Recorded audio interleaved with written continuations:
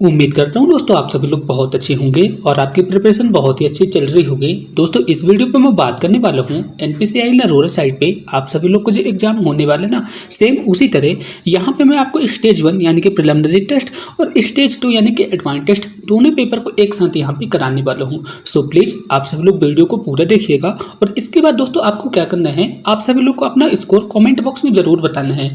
ठीक है दोस्तों, तो चलिए वीडियो की शुरुआत करते हैं। दोस्तों आप सभी लोग एक बात को नोट कर लेना, मैं आपको बता दूं दोस्तों, जो स्टेज 1 होता है प्रिलिमिनरी टेस्ट होता है, इसके कुछ क्वेश्चन डायरेक्ट एडवांस टेस्ट में भी पूछ लेते हैं। तो आप सभी लोग प्रिलिमिनरी टेस्ट और एडवांस टेस्ट दोनों के क्वेश्चन को अच्छी तरह से सॉल्व कीजिएगा। दोस्तों आप सभी लोग को ये तो पता है कि इस बार जो एनपीसीआई नरोरा पे एग्जाम हो रहा है दोनों पेपर एक साथ होंगे। ठीक है, यानी कि आपका प्रिलिमिनरी टेस्ट हो जाएगा, इसके बाद आपको आधा घंटे का ब्रेक दिया जाएगा, इसके बाद एडवांस टेस्ट हो जाएगा। तो उसी पेपर मैं आपको यहाँ पे सॉल्व करा रहा हूँ।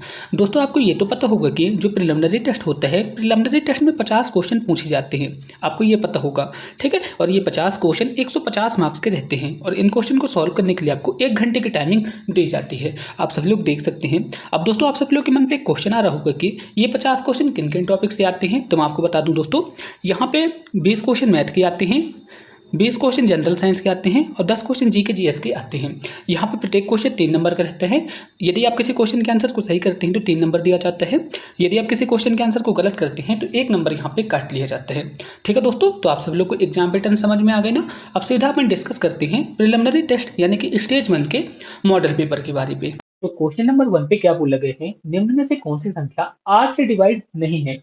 अब दोस्तों आप मुझे ये बताइए कि 8 से कौन सी संख्या डिवाइड हो सकती है। तो 8 से डिवीजन का रूल क्या होता है दोस्तों, लास्ट के 3 डिजिट यदि 8 से डिवाइड है ना, वह संख्या 8 से विभाज्य होगी, यही नियम होते हैं। तो आप सभी लोग को क्या करना दोस्तों, आप सभी लोग ऑप्शन चेक कर लीजिए। ये तो ऑप्शन से ठीक है, ये तो 8 से डिवाइड होगा क्योंकि दोस्तों लास्ट के 3 डिजिट 8 से डिवाइड होते हैं। इसके बाद यहाँ पे 984 है, 984 भी 8 से डिवाइड है। इसके बाद 992 ये भी 8 से डिवाइड है। लेकिन दोस्तों ऑप्शन सी यानी कि 98 998 ये 8 से डिवाइड नहीं है। यदि आप डिवाइड करते हुए ना लास्ट के 3 डिजिट तो ऑप्शन मतलब पॉइंट पे आते हैं। ठीक है, तो ऑप्शन सी यहाँ पे इसका करेक्ट आंसर रहेगा। अब दोस्तों यहाँ पे नेक्स्ट क्वेश्चन है, घन का किनारा यहाँ पे 8 सेंटीमीटर दिया गया है, यानी कि ए के वैल्यू क्वेश्चन पे कितनी है, 8 सेंटीमीटर है। तो घन का कुल पृष्ठ क्षेत्रफल कितना होगा, अपने को ये फाइंड करना है। तो घन का कुल पृष्ठ क्षेत्रफल कितना होता है, 6a² होता है। ए की वैल्यू कितनी है, 8 दी गई है, तो यहाँ पे मैंने 6 लिख दिया। ए की वैल्यू कितनी 8 है, तो 8 को मैंने यहाँ पे स्क्वायर करा दिया। ठीक है, तो बस आपका आंसर आ गया। यहाँ पे 6 मैंने लिख दिया और यहाँ पे मैंने 64 लिख दिया। ठीक है, तो जब आप इनका गुणा करा देंगे तो कितना आ जाएगा दोस्तों, इनका गुणा करा देंगे तो 384 यहाँ पे इसका करेक्ट आंसर रहेगा। इसी क्वेश्चन था, ऑप्शन सी यहाँ पे इसका करेक्ट आंसर रहेगा। यदि आपसे फॉर्मूला आता है तो आप सब लोग 1 मिनट में सॉल्व कर सकते थे। दोस्तों इस क्वेश्चन पे अपने को चक्रवृद्धि मिश्रण निकालना है। तो चक्रवृद्धि मिश्रण का फॉर्मूला क्या होता है, ए बराबर होता है पी, इसके बाद यहाँ पे मल्टीप्लाई रहेगा 1 प्लस आर बटे 100, यहाँ और यहाँ पे एन रहेगा। यही होता है ना चक्रवृद्धि मिश्रण का फॉर्मूला। ठीक है, बस इस फॉर्मूले पे आपको मान रख देना है। तो पी की वैल्यू क्वेश्चन पे कितनी दी गई है, पी की वैल्यू यहाँ पे 3000 है, आर की वैल्यू यहाँ पे 20 है और एन की वैल्यू यहाँ पे 2 है। ठीक है, तो बस आपको यहाँ पे मान रखना है। तो मैंने यहाँ पे 3000 कर दिया। ठीक है, कोई दिक्कत वाली बात नहीं है। यहाँ पे मैंने आर की वैल्यू कितनी है 20, तो मैंने यहाँ पे 20 रख दिया। ठीक है, एन की वैल्यू कितनी है 2 है, तो मैंने 2 कर दिया। 20 से कम 20, 20 पंचे 100। ठीक है, तो यहाँ पे 1/5 आएगा, तो 5 से कम 5 और यहाँ पे जो जाएगा कितना आ जाएगा, 6/5 आ जाएगा। तो यहाँ पे हम इस तरह से लिख सकते हैं 3000 इंटू 6/5 का स्क्वायर आएगा, तो स्क्वायर को मैंने लिख दिया 6/5, 6/5 इस तरह से कर दिया, कोई दिक्कत वाली बात नहीं है। ठीक है, अब आप सब लोग इसे सॉल्व कर दीजिए। कितने बारी पे जाएगा दोस्तों, ये 600 आ जाएगा। यहाँ पे फिर से 600 पे यदि अपन 5 का भाग लगा देंगे तो कितना आ जाएगा, 120 आ जाएगा। अब आपको क्या करना है, 120 पे 36 का मल्टीप्लाई करा देना है, तो कितना आ जाएगा 4320। यहाँ पे इसका करेक्ट आंसर रहेगा। ये क्वेश्चन था, ऑप्शन बी यहाँ पे इसका परफेक्ट आंसर होगा।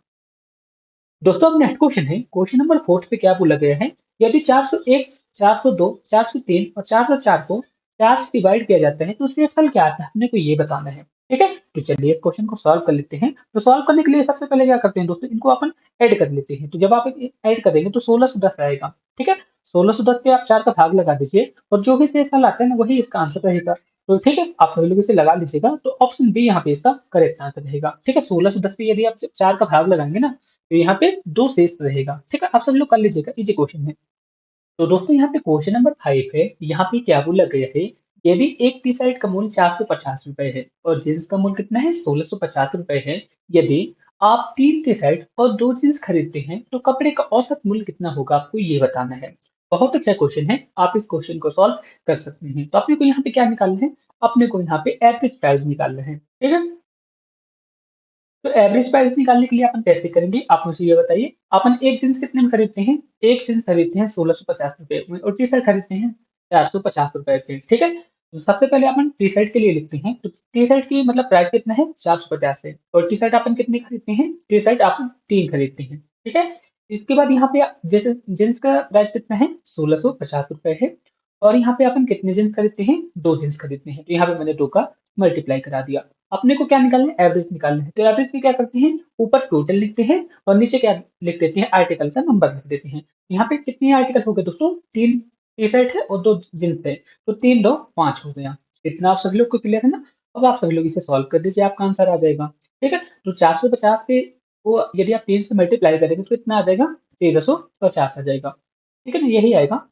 इसके बाद 1650 को आप 2 से मल्टीप्लाई करेंगे तो कितना आ जाएगा? 3300 आ जाएगा, ठीक है ना? क्लियर है ना? इसके बाद मैंने यहाँ पे 5 लिख दिया, ठीक है? तो इसकी वैल्यू कितनी आ गई? इसकी वैल्यू आ जाएगी 1300 सॉरी 4350 आ जाएगी और इसकी आ जाएगी 5, ठीक है? फिर अब जब इसे मतलब भाग लगा देंगे तो कितना आ जाएगा? 930 रुपए यहाँ पे इसका करेक्ट आंसर रहेगा, ठीक है? आप सभी लोग को समझ तो आ गए ना? बहुत ईज़ी क्वेश्चन था, आप सभी लोग समझ गए होंगे। अब यहाँ पे नेक्स्ट क्वेश्चन है, क्वेश्चन नंबर 6 है। यहाँ पे क्या बोला गया है? एक समचतुर्भुज के विकर्ण की लंबाई कितनी है? 16 सेंटीमीटर और 12 सेंटीमीटर है। तो इसका क्षेत्रफल कितना होगा? अपने को ये फाइंड करना है। तो क्षेत्रफल अपने को यहाँ पे क्या निकालना है? एरिया निकालना है। तो एरिया का फॉर्मूला क्या होता है समचतुर्भुज का? समचतुर्भुज का फॉर्मूला होता है दोस्तों 1/2 d1 इंटू d2 होता है, d1 इंटू d2 होता है। d1 पहले विकर्ण हो गया और d2 दूसरे विकर्ण हो गया, ठीक है? तो बस आप इस पे मान रख दीजिए, पहले विकर्ण की लंबाई कितनी थी? 16 थी, दूसरे विकर्ण की लंबाई कितनी है? 12 है। तो बस आप मान रख दीजिए, आंसर आ जाएगा। तो कितना आ जाएगा दोस्तों आंसर? 96 सेंटीमीटर स्क्वायर यहाँ पे इसका करेक्ट आंसर रहेगा। इजी क्वेश्चन था। अब दोस्तों यहाँ पे नेक्स्ट क्वेश्चन है, एबी का अनुपात कितना है? 5:4 है, बीसी का अनुपात 3:5 है, तो अपने को एबीसी की वैल्यू को फाइंड करना है।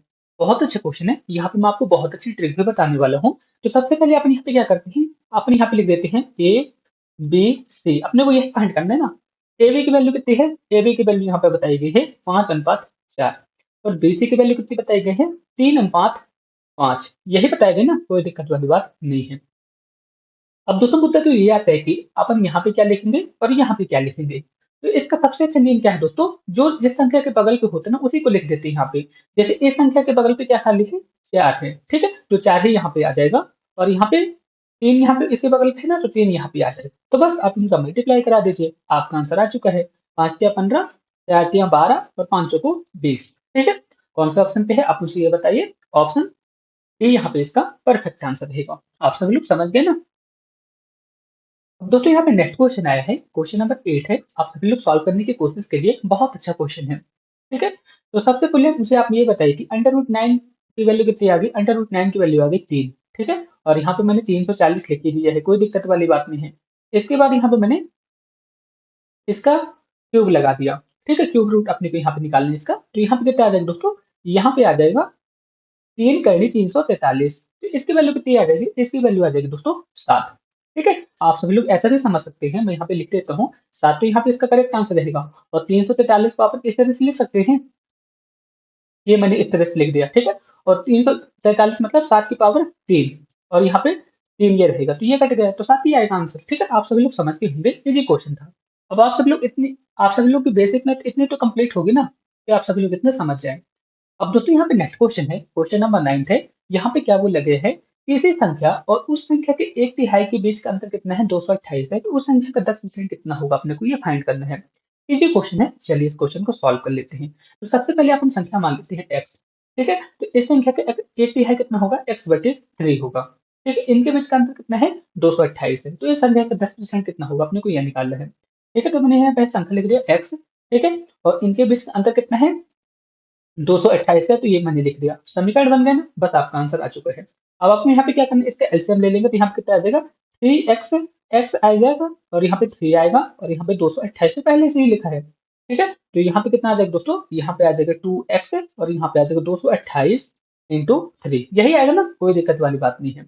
अब आप सभी लोग इसे सॉल्व कर दीजिए, आपका आंसर आ जाएगा, ठीक है? तो सबसे पहले मैं 2 से ही काट देता हूँ, तो यहाँ पे कितना आ जाएगा दोस्तों? 2 से अपन जब इसे काटेंगे तो 114 आ जाएगा, ठीक है। और जब आप इसका मल्टीप्लाई करा देंगे 114 इंटू 3 का, तो कितना आ जाएगा, 4 तिया 12, ठीक है, हंसलाई एक बचेगी, 11 तिया 33, 33 है 34, यानी कि 342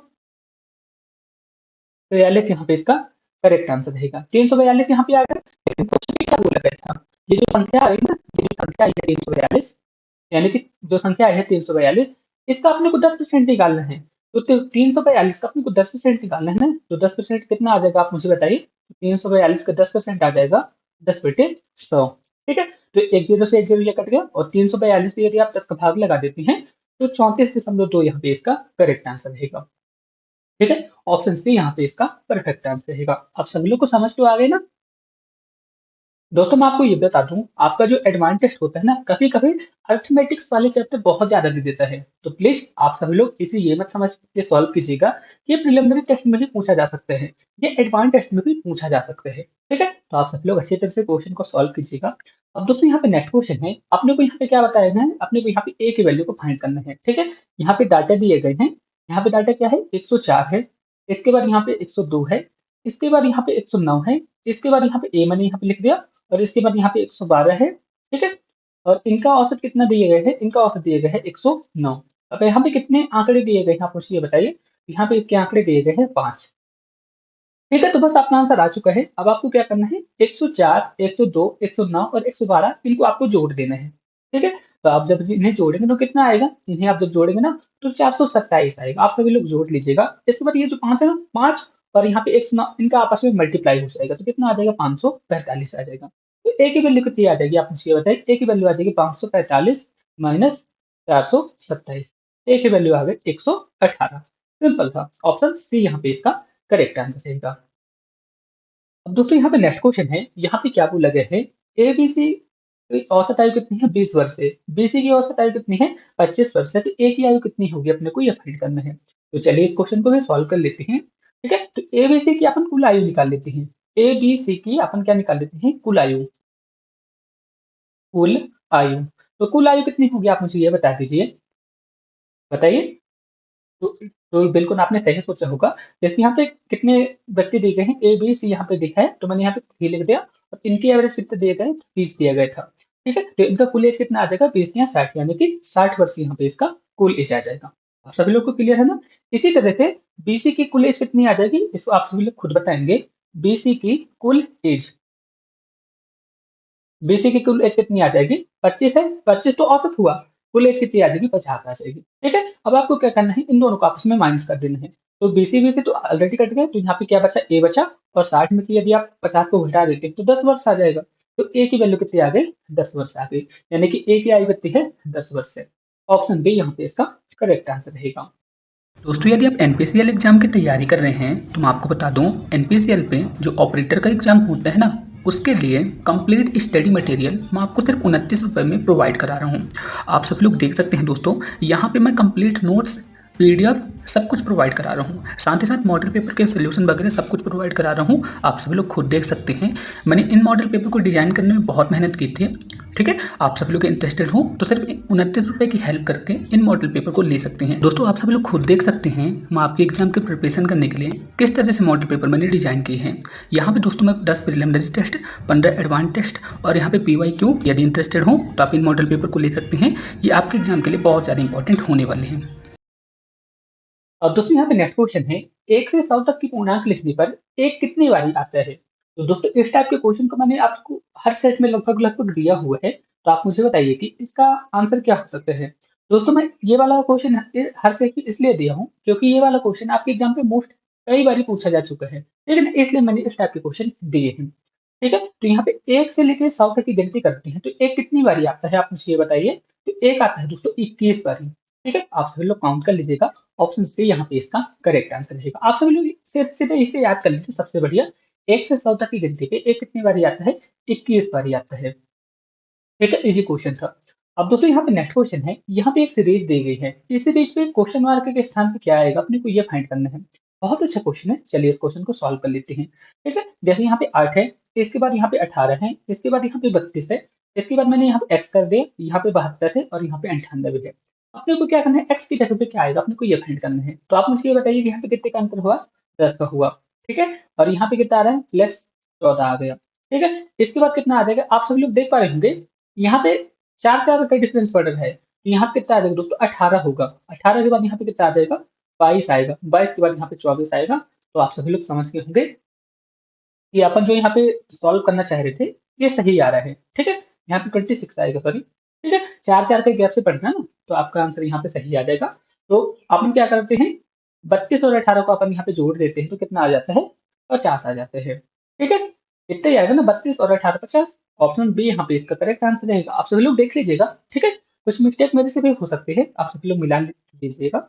अब दोस्तों यहाँ पे नेक्स्ट क्वेश्चन है, क्वेश्चन नंबर 14 है। यहाँ पे क्या बोले है, यदि किसी संख्या के 2/5 का 40% 24 है, तो संख्या क्या होगी? तो आपने यहाँ पे संख्या लिख दिया x। ठीक है? इसका 2/5 कितना है? 40% है। 40% को अपन क्या लिख सकते हैं? 40/100 लिख सकते हैं, कोई दिक्कत वाली बात नहीं है। और इसकी वैल्यू कितनी है? 24 है। मैंने ये लिख दिया। ठीक है? इसे आप निकाल लेते हैं 20 से, तो 20 एकम 20, 20 दूनी 40, 20 पंचे 100। ठीक है? अब ये और ये आपस में मल्टीप्लाई होके कितने बन जाएंगे? 4 बन जाएंगे। ठीक है? तो यहाँ पे कितना आ जाएगा? यहाँ पे आ जाएगा 6। ठीक है? और यहाँ पे नीचे क्या रहेगा? x बटे 25 आ जाएगा। 5 × 5 बराबर 25, और यहाँ पे 6 है, तो x की वैल्यू कितनी आ जाएगी? 150। सिंपल था। ऑप्शन सी यहाँ पे इसका करेक्ट आंसर रहेगा। दोस्तों हो सकता है कि मैं मैथ आपको जिस माध्यम से आपको समझा रहा हूँ, आप सभी लोग को समझना है, तो आपको क्या करना है, ये बेसिक मैथ आप सभी लोग से आते होंगे, आप सभी लोग अपने तरीके से भी सॉल्व कर सकते हैं।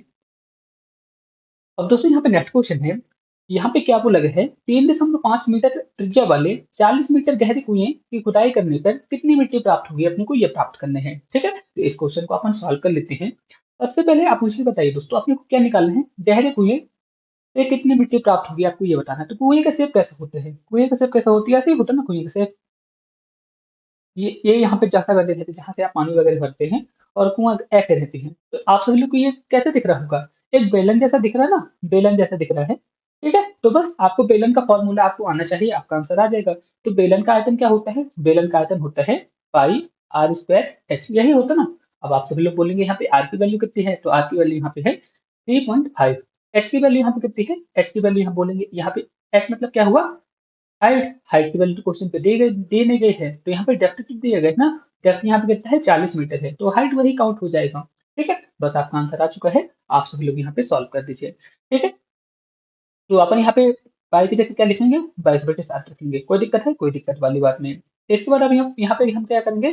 3.5 स्क्वायर कर देंगे। इसके बाद यहाँ पे एक्स कितना है? 40 है। तो बस आप सभी लोग इसे सॉल्व कर लीजिएगा। आपका आंसर कितना आ जाएगा? 1540 यहाँ पे इसका करेक्ट आंसर रहेगा। ठीक है?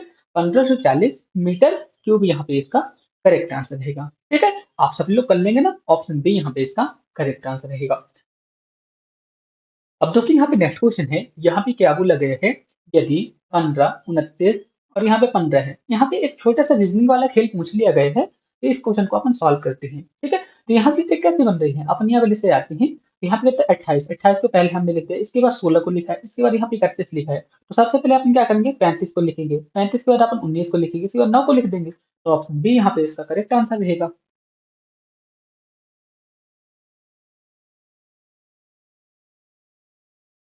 अब दोस्तों यहाँ पे नेक्स्ट क्वेश्चन है, यदि एक निश्चित घटना की प्रायिकता होती है, क्वेश्चन पे क्या बोला गया है, एक निश्चित घटना की प्रायिकता क्या होती है? तो एक निश्चित घटना की प्रायिकता होती है एक। ऑप्शन ए यहाँ पे इसका करेक्ट आंसर रहेगा। दोस्तों क्वेश्चन नंबर 19 है, यहाँ पे क्या बोला गया है, एक माली ने एक बगीचे पे 1936 पौधे इस प्रकार लगाए कि उसमें स्तंभों के समान ही पंक्तियां हों। ठीक है? तो रोपित पंक्तियों की संख्या कितनी होगी, अपने को ये फाइंड करना है। दोस्तों मैं आपको ये बता दूं, डिपार्टमेंट ऑफ एटॉमिक एनर्जी पे जो एनपीसीएल होता है ना, तारापुर वाले एग्जाम पे एचटीएस यही वाला क्वेश्चन पूछा गया था। ठीक है? तो बताइए यहाँ पे इसका करेक्ट आंसर क्या हो सकता है? तो जब भी ऐसा बोलता है ना, स्तंभों की संख्या पंक्तियों की संख्या के बराबर हो ना, तो अपन क्या करते हैं, यहाँ पे जो वैल्यू दे देते हैं ना, इसका अपन क्या करते हैं? वर्गमूल निकाल देते हैं। तो अपन क्या करते हैं? 1936 में 1936 का यदि अपन इसका वर्गमूल निकाल देते हैं, तो कितना आ जाएगा? 44 यहाँ पे इसका करेक्ट आंसर रहेगा। ऑप्शन बी यहाँ पे इसका करेक्ट आंसर रहेगा। आप सभी लोग कर लेंगे ना, कोई दिक्कत वाली बात नहीं है। अब दोस्तों यहाँ पे नेक्स्ट क्वेश्चन है, इसको अपने को प्रतिशत में बदलना है। यहाँ पे क्या है? 64/25 है, और प्रतिशत में बदलने के लिए अपन क्या करते हैं? 100 का मल्टीप्लाई कर देते हैं। तो बस आप सभी लोग कर दीजिए। तो 25 से कम 25, 25 चौका 100। ठीक है? 64 और 4 का आपस में जब मल्टीप्लाई करा देंगे, इतना आ जाएगा 256 यहाँ पे इसका करेक्ट आंसर रहेगा। ऑप्शन बी यहाँ पे इसका परफेक्ट आंसर रहेगा। आप सभी लोग को समझ तो आ गए ना? अब दोस्तों यहाँ पे नेक्स्ट क्वेश्चन है, सिरके का रासायनिक नाम क्या होता है? तो सिरके का रासायनिक नाम क्या हुआ दोस्तों? सिर का मतलब क्या हुआ? एस्टिक एसिड, CH3COOH, यही हुआ ना एस्टिक एसिड। ऑप्शन बी यहाँ पे इसका परफेक्ट आंसर हुआ। नेक्स्ट क्वेश्चन है, दूध से दही जमने में कौन से जीवाणु काम आता है? तो कौन से जीवाणु काम आता है? लैक्टोबैसिलस काम आता है। ऑप्शन ए यहाँ पे इसका करेक्ट आंसर रहेगा। नेक्स्ट क्वेश्चन है, नाइट्रोजन स्थिरीकरण के लिए कौन सा तत्व आवश्यक होता है? तो नाइट्रोजन यहाँ पे इसका करेक्ट आंसर रहेगा। ठीक है ना। अब यहाँ पे नेक्स्ट क्वेश्चन है, निम्न में से कौन सा तत्व है, निम्न में से कौन सा शुद्ध तत्व है, आपको ये बताना है। तो कांच तत्व है नहीं, सीमेंट तत्व है नहीं, सोडियम यहाँ पे इसका करेक्ट आंसर रहेगा। सोडियम एक धातु है। ठीक है ना। तो ऑप्शन सी यहाँ पे इसका करेक्ट आंसर रहेगा। ठीक है, ऑप्शन सी। नेक्स्ट क्वेश्चन है, प्रकाश की गति मैक्सिमम कहाँ पे होती है? तो प्रकाश की मैक्सिमम गति कहाँ पे होती है दोस्तों? निर्वात में होती है, यानी कि वैक्यूम माध्यम पे होती है। ऑप्शन सी यहाँ पे इसका करेक्ट आंसर हुआ।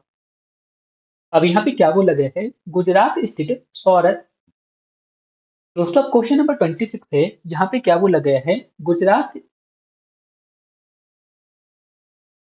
दोस्तों क्वेश्चन नंबर 26 है, यहाँ पे क्या बोला गया है, गुजरात स्थित सूरत जिला देश का सर्वप्रथम स्थल है जहाँ 100% उपलब्ध कराया गया है। तो क्वेश्चन पे क्या बोला गया दोस्तों, सूरत में ऐसा कौन सा स्थान है जहाँ पे 100% बिजली सौर ऊर्जा के माध्यम से संचालित किया गया है? ठीक है, तो इसका करेक्ट आंसर क्या रहेगा, सौर संचालित प्राथमिक स्वास्थ्य केंद्र, ये सूरत पे है। ये 100% सौर ऊर्जा से चलता है। क्वेश्चन पे यही पूछा गया था, करेंट अफेयर का क्वेश्चन है और इस तरह के क्वेश्चन आपके एग्जाम पे पूछे जाते हैं। नेक्स्ट क्वेश्चन है, विटामिन डी का स्रोत क्या होता है? तो विटामिन डी का स्रोत होता है दोस्तों सूर्य की किरणें। ऑप्शन बी यहाँ पे इसका परफेक्ट आंसर होगा। नेक्स्ट क्वेश्चन है, निम्न में से कौन सा एक भौतिक परिवर्तन है? तो भौतिक परिवर्तन कौन है दोस्तों, आप खुद बताइए। तो इनमें से भौतिक परिवर्तन कौन सा होगा? कौन सा होगा दोस्तों? बर्फ का पिघलना। बर्फ का पिघलना एक भौतिक परिवर्तन हो गया। फलों का पकना रासायनिक परिवर्तन। दूध से दही रासायनिक परिवर्तन। अंगूरों का किण्वित होना, ये सभी भी रासायनिक परिवर्तन हुआ। लेकिन बर्फ का पिघलना ये भौतिक परिवर्तन हुआ।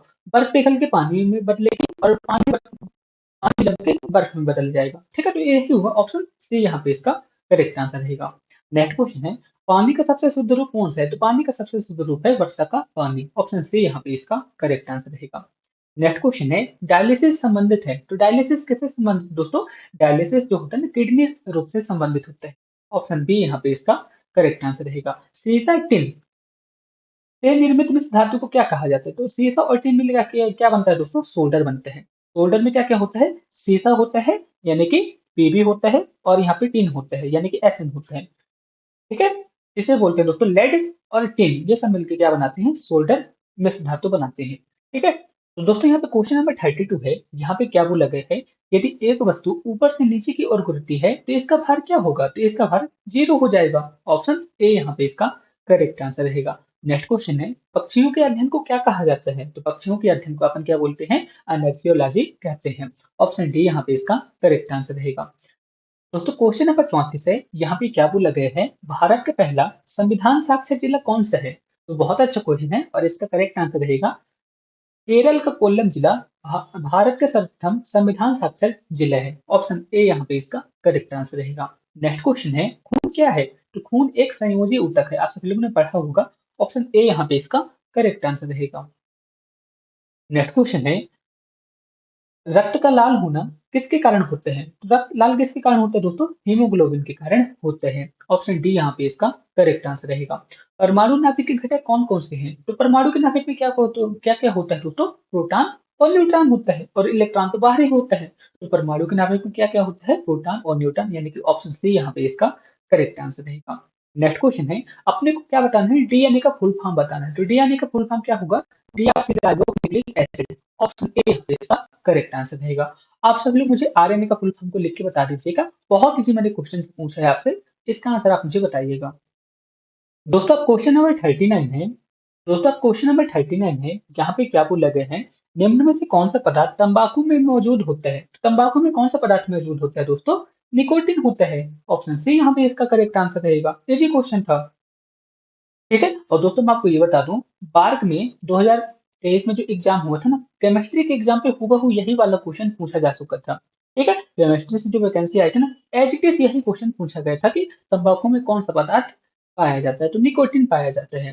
नेक्स्ट क्वेश्चन है, पौधा कोष पौधे की कोशिका भित्ति किससे बनी होती है? तो पौधे की कोशिका भित्ति बनी होती है सेलुलोज के। ऑप्शन ए यहाँ पे इसका करेक्ट आंसर रहेगा। नेक्स्ट क्वेश्चन है, वास्को डी गामा 1498 में भारत कहाँ से आया था? तो वास्को डी गामा 1498 में भारत में कहाँ से आया था दोस्तों? कालीकट से आया था। ऑप्शन सी यहाँ पे इसका करेक्ट आंसर रहेगा। नेक्स्ट क्वेश्चन है, पाकिस्तान के खिलाफ कारगिल युद्ध किस वर्ष शुरू हुआ था? तो पाकिस्तान के खिलाफ कारगिल युद्ध कहाँ कब शुरू हुआ था दोस्तों? 1999 पे हुआ था। ऑप्शन डी यहाँ पे इसका करेक्ट आंसर रहेगा। अब यहाँ पे नेक्स्ट क्वेश्चन है, भारत किस देश के साथ सबसे लंबी सीमा साझा करता है? तो भारत सबसे लंबी सीमा किस देश के साथ साझा करता है? बांग्लादेश के साथ साझा करता है। ऑप्शन बी यहाँ पे इसका करेक्ट आंसर रहेगा। दोस्तों आप किलोमीटर में कितना होता है आप मुझे कमेंट बॉक्स में बता दीजिएगा कि भारत बांग्लादेश के साथ कितने किलोमीटर का एरिया साझा करता है, इसका आंसर आप मुझे बता दीजिएगा। नेक्स्ट क्वेश्चन है, निम्नलिखित में से किसके उत्तरी भाग को सह्याद्री के नाम से जाना जाता है? तो सह्याद्री अपन किसे बोलते हैं दोस्तों? पश्चिमी घाट के उत्तरी भाग को अपन क्या बोलते हैं? सह्याद्री बोलते हैं। ऑप्शन सी यहाँ पे इसका करेक्ट आंसर रहेगा। ठीक है, जो महाराष्ट्र और मध्य प्रदेश का थोड़ा सा रीजन है ना, वहीं पे पश्चिमी घाट है, वहीं पे सह्याद्री वाले नाम जाना जाता है। तो ऑप्शन सी यहाँ पे इसका करेक्ट आंसर रहेगा। तो दोस्तों यहाँ पे क्वेश्चन नंबर 45 है। यहाँ पे क्या बोला गया है, जूट को किस फाइबर के रूप में जाना जाता है? तो जूट को अपन क्या बोलते हैं दोस्तों? गोल्डन फाइबर बोलते हैं। ऑप्शन डी यहाँ पे इसका करेक्ट आंसर होगा। नेक्स्ट क्वेश्चन है, कौन सा देश संघीय संगठन का 10वां स्थायी सदस्य बना है? तो यहाँ पे क्या बोला है, एससीओ का 10वां स्थायी सदस्य कौन बना है? तो कौन सा बना है दोस्तों? बेलारूस बना है। ऑप्शन सी यहाँ पे इसका करेक्ट आंसर रहेगा। इजी क्वेश्चन था, करंट अफेयर में आप सब लोगों ने पढ़ा होगा। ठीक है दोस्तों, यहाँ पे नेक्स्ट क्वेश्चन है, ग्लोबल पीस इंडेक्स में भारत की रैंक क्या थी? तो ग्लोबल पीस इंडेक्स पे भारत की रैंक क्या थी दोस्तों? 116वीं थी। ऑप्शन सी यहाँ पे इसका करेक्ट आंसर रहेगा। Option C. नेक्स्ट क्वेश्चन है, गांधी सागर वन्य जीव अभयारण्य किस राज्य में स्थित है? तो किस राज्य में स्थित है दोस्तों बताइए? मध्य प्रदेश में स्थित है। ऑप्शन ए यहाँ पे इसका करेक्ट आंसर रहेगा। दोस्तों यहाँ पे नेक्स्ट क्वेश्चन है, टी20 क्रिकेट वर्ल्ड कप में मैन ऑफ द सीरीज किसे प्रदान किया गया था? तो जसप्रीत बुमराह को प्रदान किया गया था। ऑप्शन ए यहाँ पे इसका करेक्ट आंसर रहेगा। नेक्स्ट क्वेश्चन है, पेरिस ओलंपिक 2024 में भारतीय हॉकी टीम ने कौन सा पदक अपने नाम किया है? तो कांस्य पदक अपने नाम किया था। और दोस्तों मैं आपको भी बता दूं, ये वाला क्वेश्चन आपके एग्जाम पे पक्का इस बार ही पूछा जाएगा। ठीक है, तो आप सभी लोग इसे याद कर लीजिएगा। ये क्वेश्चन था। उम्मीद करता हूँ दोस्तों आप सभी लोगों ने स्टेज 1 को अच्छी तरह सॉल्व कर लिया होगा। आप सभी लोग मुझे अपना मार्क्स जरूर बताइएगा। अब हम यहाँ पे बात करेंगे एडवांस टेस्ट यानी कि स्टेज 2 के बारे में। दोस्तों आपको ये तो पता होगा कि एडवांस टेस्ट में भी आपके 50 क्वेश्चन पूछे जाते हैं। ये 50 क्वेश्चन 20 क्वेश्चन यहाँ पे फिजिक्स के पूछे जाएंगे, 20 क्वेश्चन यहाँ पे मैथमेटिक्स के और 10 क्वेश्चन यहाँ पे केमिस्ट्री के पूछे जाते हैं। यहाँ पे प्रत्येक सही उत्तर के लिए आपको 3 नंबर दिया जाता है और यदि आप किसी क्वेश्चन के आंसर को गलत करते हैं तो 1 नंबर यहाँ पे काट लिया जाता है, यानी कि नेगेटिव मार्किंग भी होती है। इन क्वेश्चन को सॉल्व करने के लिए आपको 2 घंटे की टाइमिंग मिलती है। तो आप सभी लोग को एग्जाम पैटर्न समझ में आ गया ना? क्रायोलाइट है ना, किसका एस्क है दोस्तों? एल्युमिनियम का एस्क है। ठीक है ना, ये क्वेश्चन था, आप सभी लोग सॉल्व कर सकते थे। ऑप्शन डी यहाँ पे इसका करेक्ट आंसर। एक बार फिर से रिपीट कर दें, क्रायोलाइट किसका एस्क है? एल्युमिनियम का एस्क है। अब यहाँ पे नेक्स्ट क्वेश्चन है, वह तापमान जिस पर किसी चुंबक का चुंबक तत्व कम होने लगता है क्या कहलाता है? क्वेश्चन पे क्या बोला गया है, वह ताप क्या कहलाता है जिससे चुंबक का जो चुंबक तत्व होता है कम होने लगता है? तो इसे अपन क्या बोलते हैं दोस्तों? क्यूरी तापमान बोलते हैं। ठीक है, तो ऑप्शन सी यहाँ पे इसका करेक्ट आंसर रहेगा। आप सभी लोग को तो समझ आ रहा ना? अब दोस्तों क्वेश्चन नंबर 3 है, यहाँ पे क्या बोला है, रेडियो ट्रांसमिशन पे एफएम से क्या अभिप्राय है? यानी कि एफएम मतलब क्या होता है? तो एफएम मतलब क्या होता है दोस्तों? Frequency modulation. ठीक है, ऑप्शन बी यहाँ पे इसका करेक्ट आंसर है। फ्रीक्वेंसी मॉड्यूलेशन रेडियो ट्रांसमिशन में यूज होते हैं। ठीक है, ऑप्शन बी यहाँ पे इसका करेक्ट आंसर होगा। नेक्स्ट क्वेश्चन है, सूर्य में सतत ऊर्जा किसके कारण मुक्त होती है? तो सूर्य में सतत ऊर्जा किसके कारण मुक्त होती है दोस्तों? आप सभी लोग बताइए। आप सभी लोग को पता होगा कि जो सूर्य में ऊर्जा उत्पन्न होती है ना, नाभिकीय संलयन के द्वारा उत्पन्न होती है। तो ऑप्शन बी यहाँ पे इसका करेक्ट आंसर रहेगा। ये क्वेश्चन था, आपने कई बार पढ़ा भी होगा, है ना। ऑप्शन बी यहाँ पे इसका करेक्ट आंसर रहेगा। दोस्तों यदि मैं आपसे पूछूं कि परमाणु बम किस सिद्धांत पर आधारित होते हैं, तो जो परमाणु बम होते हैं ना, नाभिकीय विखंडन के सिद्धांत पर आधारित होते हैं। लेकिन दोस्तों मैं आपसे ये पूछता कि हाइड्रोजन बम किस सिद्धांत पर आधारित होते हैं? तो हाइड्रोजन बम किस सिद्धांत पर आधारित होती है? नाभिकीय संलयन आधारित होती है। और सूर्य में जो ऊर्जा भी रिलीज होती ना, नाक से संलग्न विधि द्वारा ही रिलीज होती है। ठीक है, तो ऑप्शन बी यहाँ पे इसका करेक्ट आंसर है। समझ गए ना, कोई दिक्कत वाली बात नहीं।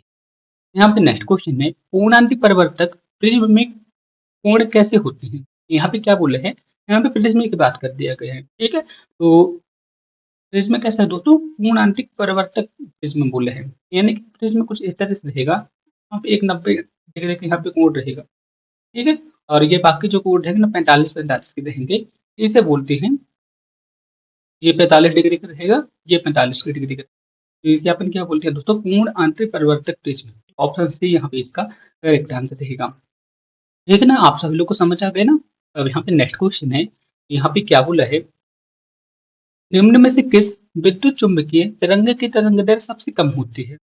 बताइए दोस्तों, बहुत अच्छे क्वेश्चन है और एग्जाम पे आपके कई बार पूछा जा चुका है। तो इसका करेक्ट आंसर है दोस्तों गामा किरणें। गामा किरणें का तरंग दैर्घ्य सबसे कम होता है। ठीक है, तो ऑप्शन सी यहाँ पे इसका करेक्ट आंसर। सबसे ज्यादा किसका होता है, आप मुझे कमेंट बॉक्स में लिख के जरूर बताइएगा। नेक्स्ट क्वेश्चन है, एक आदर्श विभवमापी का प्रतिरोध कितना होता है? तो एक आदर्श विभवमापी का प्रतिरोध कितना होता है दोस्तों, इनफाइनाइट होता है। ऑप्शन सी यहाँ पे इसका करेक्ट आंसर है। ये क्वेश्चन था, आपने कई बार पढ़ा होगा, ये सभी 12th के क्वेश्चन है ना, आप सभी लोग से बन जाएगा।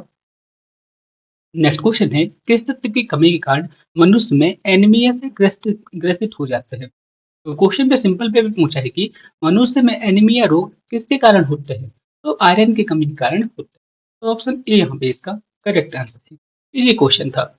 नेक्स्ट क्वेश्चन है, निम्नलिखित में से कौन सा लवण मानव हड्डियों में सर्वाधिक मात्रा में पाया जाता है?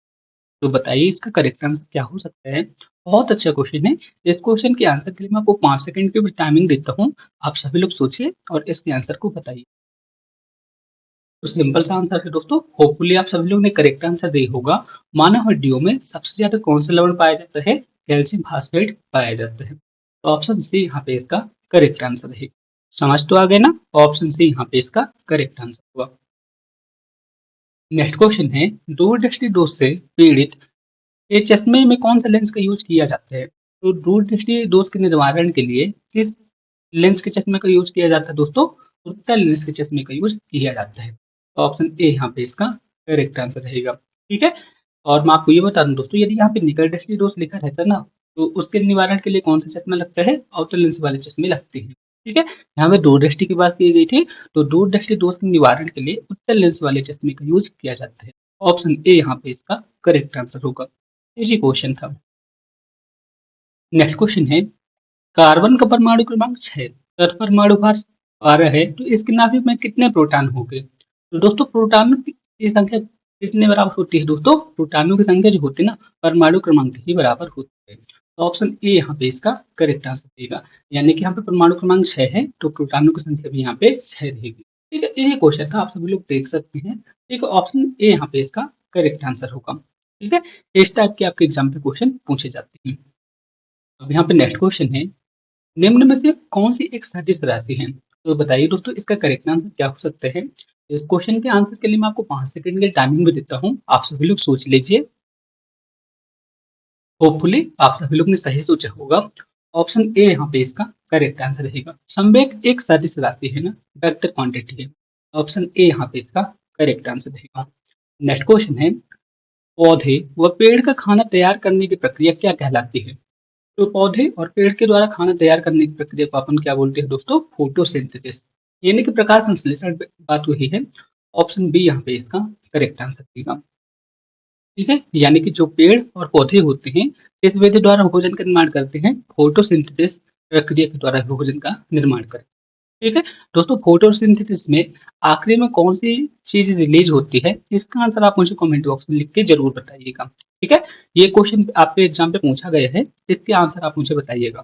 ठीक है ना। अब यहाँ पे नेक्स्ट क्वेश्चन है, क्वेश्चन नंबर 14 है। यहाँ पे क्या बोला गया है, ऊष्मागतिकी के प्रथम नियम से क्या संरक्षित होता है? तो ऊष्मागतिकी का जो प्रथम नियम होता है ना, इसे क्या संरक्षित होता है? ऊर्जा संरक्षित होती है। तो ऑप्शन बी यहाँ पे इसका करेक्ट आंसर है। इसी क्वेश्चन था। नेक्स्ट क्वेश्चन है, मनुष्य में ताप नियमन को किसके द्वारा नियंत्रित किया जाता है? तो यहाँ पे क्या बोला गया है, मनुष्य में ताप नियमन किसके द्वारा नियंत्रित किया जाता है? तो हाइपोथैलेमस द्वारा नियंत्रित किया जाता है।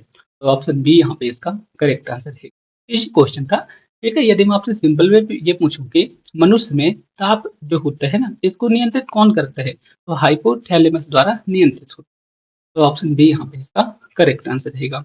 नेक्स्ट क्वेश्चन है जो कि बहुत ही अच्छा क्वेश्चन है, आप सभी लोग सॉल्व कर सकते हैं। यहाँ पे क्या बोला गया है, विराम अवस्था से शुरू होने के बाद एक नाव एक सीधी रेखा में 3 मीटर प्रति सेकेंड स्क्वायर ये एक समान त्वरण से 8 सेकंड तक की गति करती है। इस समय के दौरान नाव द्वारा तय की गई कुल दूरी कितनी होगी, अपने को ये फाइंड करना है। बहुत ईजी क्वेश्चन है, चलिए इस क्वेश्चन को सॉल्व करते हैं। ठीक है, यहाँ पे अपने को क्या निकालना है दोस्तों, दूरी निकालनी है। ठीक है, अब आप सब लोग सोच ही रहे होंगे कैसे निकालेंगे। ठीक है, आप सब लोग थोड़ा सा सोचिए दोस्तों, आप सब लोग कर सकते हैं। ठीक है, तो मैं इसके लिए आपको एक फार्मूला बताता हूँ। आप सब लोग ने ये वाले फार्मूले को तो पढ़ा होगा, एस बराबर U T upon 1/2 A T square. ये वाले फॉर्मूले को पढ़े हैं ना, बस यही इसी का यहाँ पे यूज होने वाला है। यहाँ पे दोस्तों u बराबर जी तो हमेशा जीरो ही रहेगा, कोई दिक्कत वाली बात नहीं। अब दोस्तों आप सभी लोग पूछ रहे होंगे कि यहाँ पे a की वैल्यू कितनी है, तो a की वैल्यू यहाँ पे कितनी है दोस्तों, 3 मीटर प्रति सेकेंड स्क्वायर। ठीक है, इसके बाद दोस्तों यहाँ पे हमारी कितना है, टी की वैल्यू यहाँ पे कितनी है, 8 सेकंड यहाँ पे समय है। तो बस आप सभी लोग इसकी वैल्यू को पुट कर दीजिए, आपका आंसर आ जाएगा। ठीक है, तो यू की वैल्यू कितनी है, 0 है। इसके बाद टी की वैल्यू कितनी है, 8 है। इसके बाद यहाँ पे मैंने 1/2 लिख दिया। ए की वैल्यू कितनी है, 3 है। और यहाँ पे टी की वैल्यू कितनी है दोस्तों, 8 है। 8 का स्क्वायर कर दिया मैंने, बस आपका आंसर आ गया। ये तो 0 हो जाएगा, यहाँ पे कितना आ जाएगा, 1/2, 3 और यहाँ पे 8 आ गया, फिर से यहाँ पे 8 आ गया। तो आप सभी लोग सॉल्व कर लीजिए, यहाँ पे 4 आ जाएगा। तो 800 को 32, 32 दिया 96, यहाँ पे इसका करेक्ट आंसर रहेगा। यानी कि दूरी कितनी आ जाएगी, 96 मीटर आ जाएगी। ऑप्शन ए यहाँ पे इसका करेक्ट आंसर। सभी लोग को समझ तो आ गया ना, जो भी डाउट हो आप मेरे से फिर से पूछ सकते हैं। दोस्तों यदि आप एनपीसीएल एग्जाम की तैयारी कर रहे हैं तो मैं आपको बता दूं, एनपीसीएल पे जो ऑपरेटर का एग्जाम होता है ना, उसके लिए कंप्लीट स्टडी मटेरियल मैं आपको सिर्फ 29 रुपये में प्रोवाइड करा रहा हूं। आप सब लोग देख सकते हैं दोस्तों, यहाँ पे मैं कंप्लीट नोट्स, पीडीएफ सब कुछ प्रोवाइड करा रहा हूँ, साथ ही साथ मॉडल पेपर के सोल्यूशन वगैरह सब कुछ प्रोवाइड करा रहा हूँ। आप सभी लोग खुद देख सकते हैं, मैंने इन मॉडल पेपर को डिजाइन करने में बहुत मेहनत की थी। ठीक है, आप सभी लोग इंटरेस्टेड हो तो सिर्फ 29 रुपये की हेल्प करके इन मॉडल पेपर को ले सकते हैं। दोस्तों आप सभी लोग खुद देख सकते हैं मैं आपके एग्जाम की प्रिपरेशन करने के लिए किस तरह से मॉडल पेपर मैंने डिजाइन किए हैं। यहाँ पे दोस्तों मैं 10 प्रिलिमिनरी टेस्ट, 15 एडवांस टेस्ट और यहाँ पे PYQ, यदि इंटरेस्टेड हो तो आप इन मॉडल पेपर को ले सकते हैं। ये आपके एग्जाम के लिए बहुत ज़्यादा इंपॉर्टेंट होने वाले हैं। तो अब क्वेश्चन नंबर 17 है, यहाँ पे क्या बोला है, अंतिम बिंदु से शुरू होने वाली एक कार 1 मीटर प्रति सेकेंड स्क्वायर के समान त्वरण से 2 मिनट के लिए चलती है, तो कार द्वारा प्राप्त गति कितनी होगी, अपने को ये फाइंड करना है। ठीक है, तो चलिए दोस्तों इस क्वेश्चन को भी सॉल्व करते हैं, बहुत अच्छा क्वेश्चन है। ठीक है, तो आप सभी लोग तैयार है ना दोस्तों, कोई दिक्कत वाली बात नहीं है। ठीक है, अपने को यहाँ पे क्या निकालना है दोस्तों, कार द्वारा प्राप्त गति निकालना है। ठीक है, यानी कि अपने को स्पीड निकालना है। तो कैसे निकालेंगे दोस्तों, कौन सा फॉर्मूला यहाँ पे लगेगा, आप सब लोग ने ये वाला फॉर्मूला तो पढ़ा होगा, E बराबर यू प्लस ए टी। ठीक है ना, यू प्लस ए टी वाला फॉर्मूला तो पढ़े होंगे, जहाँ पे यू बराबर अधिकतर मोस्टली 0 ही होता है। ठीक है, अब यहाँ पे क्या बोला है, अंतिम बिंदु से शुरू होने पर, यही बोला ना, कार का त्वरण कितना है, कार का त्वरण यहाँ पे है 1 मीटर प्रति सेकेंड स्क्वायर। और यहाँ पे टाइम कितना है दोस्तों, यहाँ पे टाइम बता दिया गया है 2 मिनट। ठीक है ना, अब दोस्तों यहाँ पे 2 मिनट लिखा है, यदि अपन इसे सेकंड पे कन्वर्ट कर लेते हैं तो यहाँ पे कितना आ जाएगा दोस्तों, 120 सेकंड आ जाएगा। कोई दिक्कत वाली बात है, कोई दिक्कत वाली बात नहीं है। तो दोस्तों 1 मिनट में कितने सेकंड होते हैं, 60 सेकंड होते हैं। और यहाँ पे 2 मिनट की बात की गई है, तो 2 मिनट में कितने सेकंड होंगे, 120 सेकंड। तो बस आप सभी लोग यहाँ पे वैल्यू को पुट कर दीजिए, तो आपका आंसर आ जाएगा, तो 0 आ जाएगा। ए की वैल्यू यहाँ पे कितनी 1 है, और यहाँ पे टी की वैल्यू 120 है। ठीक है, तो यहाँ पे वी की वैल्यू कितनी आ जाएगी दोस्तों, 120। यहाँ पे अपने को क्या निकालना था, गति निकालना था, मीटर प्रति सेकंड। ठीक, तो ऑप्शन ए यहाँ पे इसका करेक्ट आंसर रहेगा। ये जो क्वेश्चन था आप सभी लोग कर सकते थे, ऑप्शन ए यहाँ पे इसका करेक्ट आंसर होगा। तो अब क्वेश्चन नंबर 18 है, यहाँ पे क्या बोला गया है, 100 वाट का एक विद्युत बल्ब प्रत्येक दिन 8 घंटे के लिए उपयोग किया जाता है, बल्ब द्वारा 5 दिन में उपयोग की गई ऊर्जा कितनी होगी, अपने को ये फाइंड करना है। बहुत अच्छा क्वेश्चन है, चलिए इस क्वेश्चन को भी सॉल्व करते हैं। ठीक है, तो आप सभी लोग तैयार हैं ना दोस्तों, तो यहाँ पे क्या करना पड़ेगा, हमेशा आपने कौन सी वाली मतलब इस क्वेश्चन को सॉल्व करने के लिए कौन से फॉर्मूला का यूज करते हैं, यहाँ पे अपने को क्या निकालना है, यूनिट निकालना है। तो यूनिट के लिए मैंने आपको एक फॉर्मूला बताया था। सबसे पहले अपन यहाँ क्या निकालते हैं दोस्तों, इतना यूज हुआ है, तो सबसे पहले हम यहाँ पे वाट लिखेंगे। इसके बाद हम यहाँ पे घंटा लिखेंगे, कितने घंटे यूज किया गया। इसके बाद हम यहाँ पे दिन लिखेंगे। इसकी वर्बलिटी पे अपन क्या कर देते हैं, 1000 का वैल्यू दे देते हैं। ठीक है, तो यहाँ पे वाट कितना है, 1000 वाट है, नहीं सॉरी 100 वाट है यहाँ पे। घंटे कितने हैं, 8 है, और यहाँ पे दिन कितना है, 5 है। और अपने को यहाँ पे क्या क्या करना है, 1000 से भाग देना, आपका आंसर आ जाएगा। तो 2 जीरो से 2 जीरो कट गया, कोई दिक्कत बात नहीं है। 5 एक 5, 5 दूना 10, 8 में जब 2 का भाग लगा देंगे तो यहाँ पे कितना आ जाएगा दोस्तों, 4 आ जाएगा। ठीक है, तो 4 यूनिट यहाँ पे इसका करेक्ट आंसर। ठीक है, तो आप सभी लोग सॉल्व कर सकते थे। ऑप्शन सी यहाँ पे इसका करेक्ट आंसर होगा। ये जी क्वेश्चन था। दोस्तों अब नेक्स्ट क्वेश्चन है, क्वेश्चन नंबर 19 पे क्या बोला गया है, परम शून्य तापमान। दोस्तों अब क्वेश्चन नंबर 19 है, यहाँ पे क्या बोला है, परम शून्य वह तापमान जिस पर क्या होता है। तो परम शून्य तापमान पर क्या होता है दोस्तों, गैसों में आणविक गति घटने लगती है। तो ऑप्शन ए यहाँ पे इसका करेक्ट आंसर। यानी कि परम शून्य तापमान पर क्या होता है दोस्तों, जो गैस होती है ना उनकी आणविक गति घटने लगती है। ठीक है, तो ऑप्शन ए यहाँ पे इसका करेक्ट आंसर रहेगा। ये क्वेश्चन था, आप सब लोग याद कर सकते हैं। नेक्स्ट क्वेश्चन है, जब जल जम जाता है तो उसका घनत्व क्या होता है। तो जब जल जम जाता है ना, यानी कि पानी जम जाता है, तो उसका घनत्व घट जाता है। ऑप्शन ए यहाँ पे इसका करेक्ट आंसर रहेगा। ये क्वेश्चन था, आप सभी लोग सॉल्व कर सकते थे। ठीक है ना, अब यहाँ पे नेक्स्ट क्वेश्चन है, दीपक की बाती में तेल के ऊपर चढ़ने की क्रिया को क्या बोलते हैं। हम पे क्या बोले हैं, दीपक की बाती में तेल के ऊपर चढ़ने की प्रक्रिया क्या कहलाती है। तो ये क्या कहलाती है दोस्तों, केशिका क्रिया कहलाती है। ठीक, जैसे आपका दीपक होगा, ठीक है, यहाँ पे उसके बत्ती होगी, धीरे धीरे धीरे तेल यहाँ पे ऊपर जाता रहता है, इसलिए दीपक यहाँ पे जलता रहता है। तो इसी तरह से आपको यहाँ पे दिमाग लगाना था और आपका आंसर आ जाता है। ठीक है, तो केशिका क्रिया के द्वारा दीपक की बाती में तेल ऊपर की तरफ चढ़ता है। ऑप्शन ए यहाँ पे इसका करेक्ट आंसर। नेक्स्ट क्वेश्चन है, यदि पृथ्वी के घूर्णन की गति बढ़ जाती है, शरीर का वजन क्या होगा। तो यदि पृथ्वी के घूर्णन की गति बढ़ जाती है ना, तो शरीर का वजन क्या होगा दोस्तों, घट जाएगा। ठीक है, ऑप्शन ए यहाँ पे इसका करेक्ट आंसर। इजी क्वेश्चन था। नेक्स्ट क्वेश्चन है, न्यूटन का निम्नलिखित में से कौन सा नियम बल की परिभाषा बताता है। तो बल की परिभाषा में न्यूटन का कौन सा नियम बताता है दोस्तों, आपको ये बताना है। तो न्यूटन की गति का पहला नियम बल की परिभाषा को बताते हैं। ठीक है, ऑप्शन बी यहाँ पे इसका करेक्ट आंसर। ये क्वेश्चन था। नेक्स्ट क्वेश्चन है, विद्युत परिपथ में धारा का पता लगाने के लिए निम्न में से किस यंत्र का यूज किया जाता है। तो विद्युत परिपथ में धारा का आपको पता करना है, तो इसके लिए कौन से यंत्र का यूज किया जाता है दोस्तों, गैल्वेनोमीटर का यूज किया जाता है। ऑप्शन बी यहाँ पे इसका करेक्ट आंसर रहेगा। नेक्स्ट क्वेश्चन है, उत्प्रेरक वह पदार्थ है जो क्या करते हैं। तो उत्प्रेरक मतलब क्या होता है दोस्तों, उत्प्रेरक ऐसे पदार्थ होते हैं जो कि अगर वो प्रतीप दोनों अभिक्रिया को भी एक समान रूप से बढ़ाते हैं। तो ऑप्शन सी यहाँ पे इसका करेक्ट आंसर, यानी कि फॉरवर्ड डायरेक्शन पे और रिवर्स डायरेक्शन दोनों तरह पे समान कार्य करते हैं। ठीक है, तो ऑप्शन सी यहाँ पे इसका करेक्ट आंसर है। ठीक है, यानी कि कुछ उत्प्रेरक ऐसे होते हैं जो अभिक्रिया की दर को बढ़ा देते हैं, और कुछ उत्प्रेरक ऐसे होते हैं जो अभिक्रिया की दर को कम कर देते हैं। यानी कि उत्प्रेरक दोनों तरह से काम करते हैं, इस यही रहेगा। ठीक है, ऑप्शन सी यहाँ पे इसका करेक्ट आंसर। नेक्स्ट क्वेश्चन है, निम्नलिखित में से कौन हाइड्रोजन बंध नहीं बनाते हैं। तो यहाँ पे दोस्तों HCl जो है ना, तो हाइड्रोजन बंध नहीं बनाते हैं। HCl में हाइड्रोजन बंध नहीं पाया जाता। नेक्स्ट क्वेश्चन है, जो कि बहुत ही अच्छा क्वेश्चन है। यहाँ पे क्या बोला है, H2H2O8। यहाँ पे क्या बोला है, H2H2O8, इसे अपन ओलियम भी बोलते हैं। मैं यहाँ पे लिख देता हूँ, इसे अपन क्या बोलते हैं दोस्तों, ओलियम भी बोलते हैं। ठीक है, यहाँ पे सल्फर की आखिरी कण संख्या कितनी होती है। यहाँ पे सल्फर की आखिरी कण संख्या होगी दोस्तों 6। ऑप्शन सी यहाँ पे इसका करेक्ट आंसर। ये क्वेश्चन था दोस्तों। क्वेश्चन नंबर 28 है, यहाँ पे क्या बोला गया था, बोरेक्स का रासायनिक नाम क्या होता है। तो बोरेक्स का रासायनिक नाम क्या होता है दोस्तों, सोडियम टेट्राबोरेट। ठीक है, ऑप्शन ए यहाँ पे इसका करेक्ट आंसर। ये क्वेश्चन था, आपने कई बार पढ़ा भी होगा। बोरेक्स मतलब क्या हुआ दोस्तों, सोडियम टेट्राबोरेट इसका रासायनिक नाम हुआ। ठीक है ना।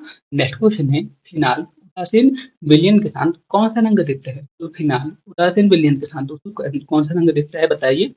बहुत ही अच्छा क्वेश्चन है। तो फिनाल उदासीन विलयन के साथ दोस्तों बैगनी रंग देता है। ऑप्शन बी यहाँ पे इसका करेक्ट आंसर। बहुत ईजी क्वेश्चन था, आप सभी लोग याद कर सकते हैं, ठीक है ना। तो फिनाल उदासीन विलयन के साथ बैगनी रंग देता है। दोस्तों क्वेश्चन नंबर 30 है, यहाँ पे क्या बोला है, अणु एवं अल्पक्षारीय KMnO4 के घोल को क्या कहा जाता है। यहाँ पे क्या बोला है, अणु और अल्पक्षारीय KMnO4 के विलयन को क्या कहा जाता है। तो क्या बोलते हैं दोस्तों, क्या बोलते हैं बताइए, पेयर अभिकर्मक बोलते हैं। ऑप्शन सी यहाँ पे इसका करेक्ट आंसर। दोस्तों कभी कभी क्या होता है, आपके एग्जाम पे केमिस्ट्री के क्वेश्चन कुछ इस तरह से पूछ लेते हैं, इसलिए मैंने इन क्वेश्चन को भी यहाँ पे इंक्लूड किया है, ठीक है। तो आप सब लोग इसे याद कर लीजिएगा। ऑप्शन सी यहाँ पे इसका करेक्ट आंसर, यानी कि तनु एवं अल्पक्षारीय KMnO4 के विलयन को अपन क्या बोलते हैं, बेयर अभिक्रिया बोलते हैं। तो ऑप्शन सी यहाँ पे इसका करेक्ट आंसर। नेक्स्ट क्वेश्चन है, गार्टनमैन कोच प्रतिक्रिया में उपयोग होने वाला अभिकारक कौन सा है। तो इसका करेक्ट आंसर क्या होगा, गार्टनमैन कोच प्रतिक्रिया होते हैं ना, उसमें उपयोग किए जाने वाला अभिकारक कौन सा है दोस्तों, CO प्लस HCl होता है, ठीक है। ऑप्शन डी यहाँ पे इसका करेक्ट आंसर। बहुत इंपॉर्टेंट क्वेश्चन है, आप सभी लोगों ने 12th 11th में ये वाले मतलब रासायनिक अभिक्रिया को पढ़ा होगा, ठीक है, वहां से मैंने इस क्वेश्चन को लिया था, ठीक है। तो गार्टनमैन कोच अभिक्रिया पे कौन से अभिकारक का यूज किया जाता है, CO प्लस HCl का यूज किया जाता है, यानी कि कार्बन मोनोऑक्साइड और हाइड्रोक्लोरिक एसिड का यूज किया जाता है, ठीक है। तो ऑप्शन डी यहाँ पे इसका करेक्ट आंसर। नेक्स्ट क्वेश्चन है, विटामिन B1 का रासायनिक नाम क्या होता है। तो विटामिन B1 का रासायनिक नाम होता है थायमिन। ऑप्शन डी यहाँ पे इसका करेक्ट आंसर रहेगा। इजी क्वेश्चन था। दोस्तों क्वेश्चन नंबर 33 है, यहाँ पे क्या बोला है, थर्मोसेटिंग पॉलीमर का उदाहरण क्या है। तो थर्मोसेटिंग पॉलीमर का उदाहरण क्या हुआ दोस्तों, बेकेलाइट। ऑप्शन डी यहाँ पे इसका करेक्ट आंसर। ये क्वेश्चन था, आपने कई बार पढ़ा भी होगा। ऑप्शन डी यहाँ पे इसका करेक्ट आंसर हुआ। दोस्तों अब यहाँ पे मैथ के क्वेश्चन आ चुके हैं, चलिए इन क्वेश्चन को solve करते हैं। यहाँ पे क्या लगे है दोस्तों, इस अवकल समीकरण में अपने को कोटि निकालना है और यहाँ पे अपने को घात निकालना है, ठीक है। इसकी कोटि कितनी होगी दोस्तों, इसकी कोटि होगी, बताइए, इसकी कोटि होगी 2 और घात कितनी होगी, घात इसकी होगी 1, ठीक है। तो कौन सा ऑप्शन है, ऑप्शन बी यहाँ पे इसका करेक्ट आंसर रहेगा। ये क्वेश्चन ना आप सभी लोग कर सकते थे। नेक्स्ट क्वेश्चन है दोस्तों, बहुत ही अच्छे क्वेश्चन है, चलिए इस क्वेश्चन को सॉल्व करते हैं। तो जैसे यहाँ पे क्या लिखा है दोस्तों, 10A minus 10B minus 10C बराबर 10A लिखा है, ठीक है। 10A इंटू 10B 10C लिखा है। अपने को यह बताना है B, C और A के संदर्भ में क्या मान होगा, ठीक है। तो चलिए इस क्वेश्चन को सॉल्व करते हैं, सभी लोग वीडियो को ध्यान से देखिएगा। सबसे पहले अपन क्या करते हैं दोस्तों, जैसे यहाँ पे 10A मैं यहाँ पे लिख देता हूँ, पूरा क्वेश्चन है 10A minus 10B minus 10C बराबर 10A 10B और यहाँ पे मैंने लिख दिया 10C। तो आप सब लोग को समझ आए ना, कोई दिक्कत वाली बात नहीं है। तो आपको क्या करना है दोस्तों, ये जो 10C है ना, इसको यहाँ तरफ लेके आ जाना है, ठीक है। तो यहाँ पे क्या आ जाएगा दोस्तों, 10A माइनस 10B बराबर यहाँ पे क्या आ जाएगा, 10A 10B और यहाँ पे क्या आ जाएगा 10C प्लस 10C। अब आपको क्या करना है दोस्तों, आप यहाँ पे देख पा रहे होंगे 10C और ये 10C ये कॉमन है यहाँ पे। अपने को क्या करना है, इसको अपने को कॉमन ले लेना है। तो यहाँ पे कितना आ जाएगा 10C और यहाँ पे आ जाएगा 10A 10B और यहाँ पे कितना आ जाएगा दोस्तों, यहाँ पे आ जाएगा 1, ठीक है। इतना आप सब लोग को समझ आ गया ना, कोई दिक्कत वाली बात नहीं है। और यहाँ पे क्या रहेगा 10A माइनस 10B, ठीक है। अब आप सब लोग बस ध्यान से देखते चलिएगा। अब आपको क्या करना है दोस्तों, 10C को यही लिख लेना है और उसका यहाँ पे पक्षांतर कर देंगे। तो यहाँ पे कितना आ जाएगा 10A माइनस 10B और यहाँ पे क्या आ जाएगा दोस्तों 10, यहाँ पे मैं लिख देता हूँ, यहाँ पे आ जाएगा 10A plus 10B mine plus 1 ये आ जाएगा और बराबर यहाँ पे 10C तो लिखा ही रहेगा। दोस्तों आप सभी लोग ये फॉर्मूला तो पढ़ा होगा ना, ये किसका फॉर्मूला है, टेन ए प्लस बी का ये वाला फॉर्मूला है। और यहाँ पे 10A माइनस बी का फॉर्मूला है। ये किसका फॉर्मूला है दोस्तों, 10A माइनस बी का ये फॉर्मूला है, ठीक है। यहाँ पे मैंने लिख दिया ये 10A माइनस बी का फॉर्मूला है। 10 ए तो यहाँ पे पहले से लिखा है, ठीक है। तो यहाँ पे क्या आ जाएगा दोस्तों, A माइनस बी बराबर C, ठीक है, यही आएगा ना। तो A बराबर यहाँ पे क्या आ जाएगा दोस्तों, A बराबर आ जाएगा B प्लस C। आप सभी लोग को समझ आ गया ना, कौन से ऑप्शन पे दिया गए हैं, ऑप्शन सी यहाँ पे इसका करेक्ट आंसर देगा, ठीक है। समझ आ गया ना, जो भी डाउट हो आप मेरे से फिर से कुछ नहीं करना था, खाली अपने को फॉर्मूला अपने को याद होना चाहिए और आप इसके आंसर को निकाल सकते हैं। दोस्तों क्वेश्चन नंबर 36 है। इस क्वेश्चन पे क्या बोला गया है, एक संख्या पे प्रथम 4 पद ए।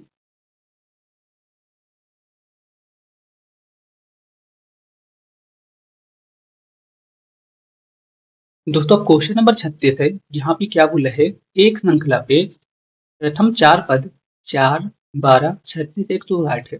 इस श्रृंखला का छठा पद क्या होगा, अपने को ये ज्ञात करना है। ठीक है, तो बहुत ही ये क्वेश्चन है। चलिए इस क्वेश्चन को भी सॉल्व करते हैं। सबसे पहले अपने को ये चेक कर लेना है दोस्तों, ये जो श्रृंखला है ना, कौन सी श्रृंखला है। ठीक है, गुणोत्तर श्रेणी है या फिर समांतर श्रेणी है। तो आप यहाँ पे देख पा रहे होंगे, यहाँ पे 4 है और के बाद 12 है और यहाँ पे 36 इसके बाद 8 है, 108 है। ठीक है, तो 12 और यहाँ पे 4, फिर भी 3 आ रहा है और 12 से 36 में भी जाते हैं तो यहाँ पे 3 आ रहा है, यानी कि यहाँ पे 3 का गुणा हो रहा है, यानी कि ये गुणोत्तर श्रेणी है। ठीक है, जियोमेट्रिक प्रोग्रेसेस है। ठीक है, तो इतना आप सब लोग को समझ आ गया ना।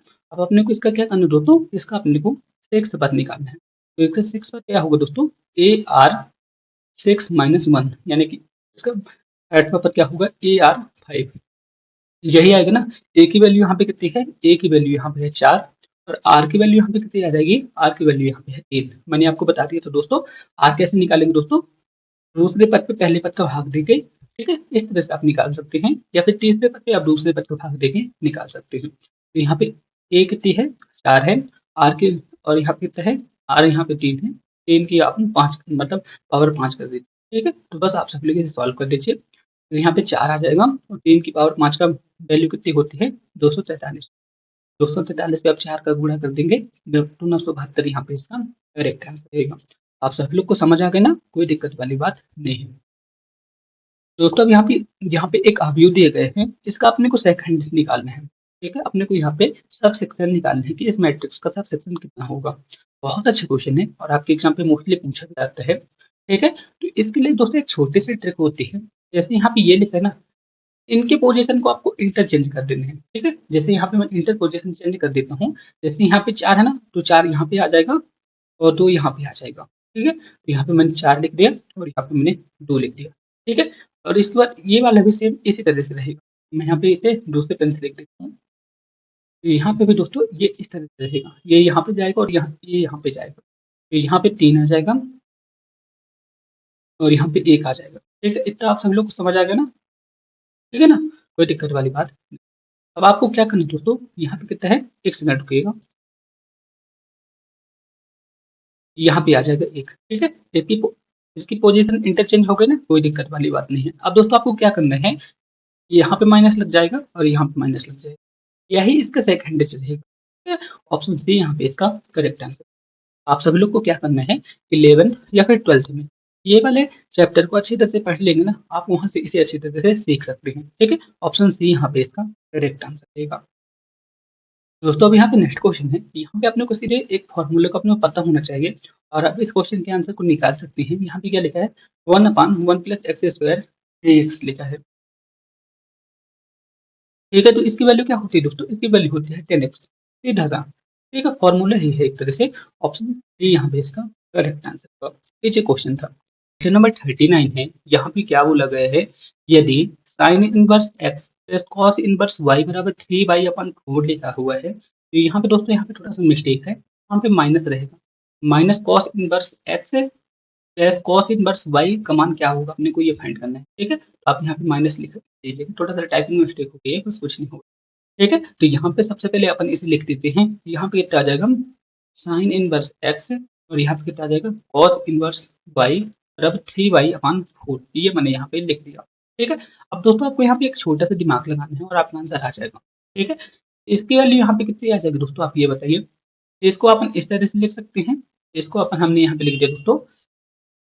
यदि अपन इसे 90 से घटा देते हैं तो यहाँ पे इस तरह से लिख सकते हैं, कॉस इनवर्स, यहाँ पे अपन क्या लिख सकते हैं दोस्तों, कॉस इनवर्स एक्स लिख सकते हैं, कोई दिक्कत वाली बात नहीं है। ठीक है, यहाँ पे मैंने कोष्टक लगा दिया, कंफ्यूज ना हो आप। यहाँ पे आ जाएगा कॉस इनवर्स वाई बराबर 3y/4, ये आ गया। ठीक है, इतना आप सब लोग को समझ आए ना, बस आपका कुछ नहीं करना है और आपका आंसर आ जाएगा। यहाँ पे कितना आ जाएगा, 5/2 आ जाएगा, तो कॉस इनवर्स एक्स और यहाँ पे कॉस इनवर्स वाई बराबर 3y/4, ये आ गया। ठीक है, अब आपको क्या करना है दोस्तों, इसका पक्षांतर कर देना है। तो यहाँ पे कितना आ जाएगा दोस्तों, यहाँ पे मैं सीधा लिख देता हूँ, यहाँ पे कॉस इनवर्स एक्स और यहाँ पे कॉस इनवर्स वाई,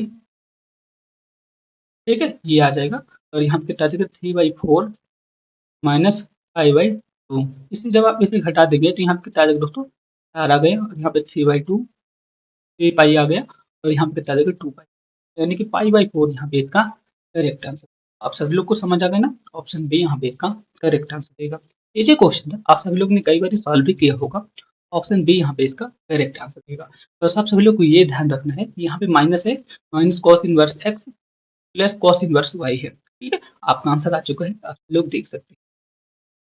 दोस्तों अब यहाँ पे नेक्स्ट क्वेश्चन है, यहाँ पे अपने को इक्वेशन निकाल रहे हैं, ठीक है। यहाँ पे सदिश दिया गया है, यहाँ पे अपने को एक वेक्टर दिया गया है और अपने को इसकी यहाँ पे इक्वेशन को निकालना है, ठीक है। तो यहाँ पे सदिश क्या है, आई आई कैप प्लस 2j और यहाँ पे 3k दिखा है, ठीक है। तो अपने को इक्वेशन निकालना है ना, तो ए की वैल्यू यहाँ पे कितनी आ जाएगी, ए की वैल्यू यहाँ पे आ जाएगी 1, बी की वैल्यू यहाँ पे कितनी आ जाएगी 2 और सी की वैल्यू यहाँ पे कितनी आ जाएगी 3 आ जाएगी। आपने को क्या निकालना है, इक्वेशन निकालना है। तो एल की फॉर्मूला क्या होगा दोस्तों, ए अपॉन ए स्क्वायर बी स्क्वायर प्लस सी स्क्वायर, ये होते हैं। अब आप सब लोग पूछेंगे दोस्तों ये कहाँ कहाँ आते हैं, ए की वैल्यू यहाँ पे 1 है, इसके बाद अंडर रूट कर दिया 1 स्क्वायर 2 स्क्वायर और यहाँ पे 3 स्क्वायर आ गया, ठीक है। तो यहाँ कितना आ जाएगा दोस्तों, यहाँ पे आ जाएगा 9 4 13 और यहाँ पे 14 आ जाएगा, अंडर रूट 1 अंडर रूट 1/14, ये आ गया। इसी तरह से एम की वैल्यू भी आ जाएगी, एम की यहाँ पे बी रहेगा और यहाँ पे इस तरह से दोस्तों ए स्क्वायर बी स्क्वायर सी स्क्वायर, तो यहाँ पे बी की वैल्यू कितनी है 2 है और यहाँ पे अंडर रूट 14। इसी तरह से सी की वैल्यू भी यहाँ पे कितनी आ जाएगी 3 अंडर रूट 14। इतना आप सभी लोग समझ आ गए ना, कोई दिक्कत वाली बात नहीं है। यहाँ पे डिस्क्लोजर कितने हो गए, यहाँ पे ऑप्शन सी यहाँ पे इसका करेक्ट आंसर, ठीक है। आप सभी लोग को समझ आ गया ना, कोई दिक्कत वाली बात हो आप मुझसे फिर से पूछ सकते हैं। दोस्तों अब यहाँ पे नेक्स्ट क्वेश्चन है, यहाँ पे क्या लगे हैं, ए क्रॉस बी बराबर ए मॉडुलस बी मॉडुलस। अब अपने को इनके बीच का कोण निकालना है, तो इसका फॉर्मूला क्या होगा दोस्तों, ए मॉडुलस बी मॉडुलस और यहाँ पे कितना आ जाएगा साइन थीटा और यहाँ पे ए मॉडुलस बी मॉडुलस, ये तो लिखा ही है, ये कट गया ये कट गया और यहाँ पे कितना आ जाएगा दोस्तों, साइन थीटा बराबर 1 आ जाएगा। तो साइन थीटा की वैल्यू यहाँ पे 1 कब होगी दोस्तों, जब यहाँ पे साइन 90 होगा, 90 को अपन क्या लिख सकते हैं 2 लिख सकते हैं, ठीक है। तो थीटा की वैल्यू यहाँ पे कितनी है दोस्तों, थीटा की वैल्यू यहाँ पे आ जाएगी 90, ठीक है। बी यहाँ पे इसका करेक्ट आंसर। ये जो क्वेश्चन था, नेक्स्ट क्वेश्चन है, अरविंद ने साधारण ब्याज पर 5 वर्ष के लिए 18,500 रुपए जमा किए, 5 वर्षों के बाद उसे 4625 रुपए प्राप्त किए, तो ब्याज की दर कितनी थी, अपने को ये याद करना है, ठीक है। तो चलिए इस क्वेश्चन को भी सॉल्व करते हैं, बहुत ईजी क्वेश्चन है, ठीक है। तो आप सभी लोग को ये वाला फॉर्मूला तो पता होगा, सिंपल इंटरेस्ट बराबर हो गया प्रिंसिपल रेट इनटू टाइम बटे 100, ठीक है। यहाँ पे ब्याज कितनी है दोस्तों, इंटरेस्ट कितना है 4625 रुपए है और यहाँ पे प्रिंसिपल कितना है दोस्तों 18,500 और यहाँ पे रेट कितना है, यहाँ पे रेट अपने को निकालना है, टाइम यहाँ पे कितना है 5 वर्ष है और यहाँ पे मैंने 100 कर दिया, ठीक है। तो 2 जीरो से 2 जीरो कट गया, तो यहाँ पे आर की वैल्यू कितनी आ जाएगी, आर की वैल्यू यहाँ पे आ जाएगी दोस्तों, बताइए, यहाँ पे आर की वैल्यू आ जाएगी 4625, यहाँ पे आ जाएगा 185/5, ये आ जाएगा, ठीक है। तो यहाँ पे ये कितने बारे में कट जाएगा दोस्तों, ये 25 बार में कट जाएगा, तो 25 में अपन 5 का भाग दे देंगे तो कितना आ जाएगा 5% यहाँ पे इसकी ब्याज की दर रहेगी। ऑप्शन ए यहाँ पे इसका करेक्ट आंसर होगा। नेक्स्ट क्वेश्चन है, एक कलश में 3 सफेद और 4 काली गेंद है, एक गेंद को यादृच्छिक रूप से चुना जाता है तो इसके सफेद होने के पैकेट कितने होंगे, तो यहाँ पे कुल गेंदों की संख्या कितनी आ जाएगी दोस्तों, कुल गेंद यहाँ पे कितनी रहेगी, कुल गेंद यहाँ पे आ जाएगी दोस्तों 7, ठीक है। अब अपने को कौन सी गेंद चुनना है, सफेद गेंद चुनना है, तो सफेद यहाँ गेंद यहाँ पे कितनी है, तो यहाँ पे सफेद गेंद कितनी है 3 है और कुल गेंद यहाँ पे कितनी है 7 है, तो 3/7 यहाँ पे इसका करेक्ट आंसर रहेगा। इसी क्वेश्चन था। नेक्स्ट क्वेश्चन है, अब आपको ये बताना है कि यहाँ पे क्या आ जाएगा, जैसे यहाँ पे 9 के बाद 45 है, ठीक है, और यहाँ पे 540 के बाद 10 80 है, ठीक है। तो यहाँ पे अपन क्या कर सकते हैं दोस्तों, यहाँ पे कितने बारे में भाग मतलब गुणा जा रहा है 5 बारी पे, 9 5 45, इसके बाद यहाँ पे कितने बारे में जाएगा 4 बारी में भाग जाएगा, तो 45 को कितना हो जाएगा दोस्तों 180 हो जाएगा, ठीक है। और 180 के बाद यहाँ पे 3 बारी मल्टीप्लाई होगा, तो 180 पे अपन 3 का गुणा करेंगे तो 540 और 540 में अपन 2 का गुणा कर देंगे, 1080 यहाँ पे इसका करेक्ट आंसर, ठीक है। आप सभी लोग समझ आ गए ना, इस तरह से पैटर्न फॉलो होगा। नेक्स्ट क्वेश्चन है, यहाँ पे क्या बोला है, 18% छूट वाली सेल में एक वस्तु का मूल्य कितना है, 6560 रुपए है। तो उस वस्तु का अंकित मूल्य कितना होगा, अपने को ये निकालना है। ठीक है, अपने को क्या निकालना है, अंकित प्राइस निकालना है, यानी कि मार्क प्राइस निकालना है। ठीक है, तो यहाँ पे मैं लिख देता हूँ।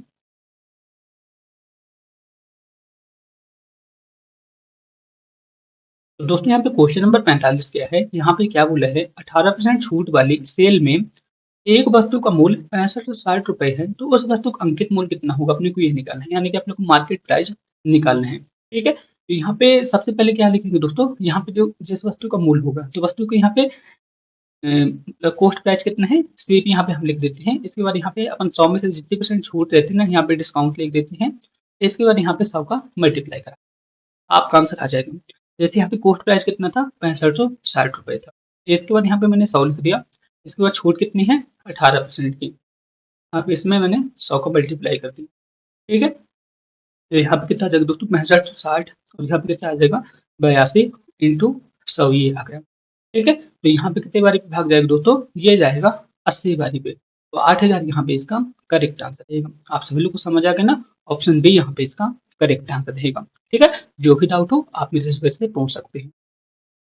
दोस्तों अब यहाँ पे नेक्स्ट क्वेश्चन है, रोहित ने अपनी पिछली 5 पारी पे 58 रन की औसत से रन बनाए हैं। ठीक है, इसके बाद पिछली 4 पारियों में रोहित द्वारा बनाए गए रन 42, 56, 72 और 40 है। इन 5 पारियों में पहली पारी में रोहित कितने रन बनाए थे, अपने को ये याद करना है। तो रोहित की 5 पारी का कुल रन निकाल लेते हैं। ठीक है, यहाँ पे लिख देते हैं 5 पारी का कुल रन, यहाँ पे अपन ये निकाल लेते हैं। तो 5 पारी का कुल रन कितना हो जाएगा दोस्तों, 58 इंटू 5, ये हो जाएगा। यहाँ पे कितना आ जाएगा दोस्तों,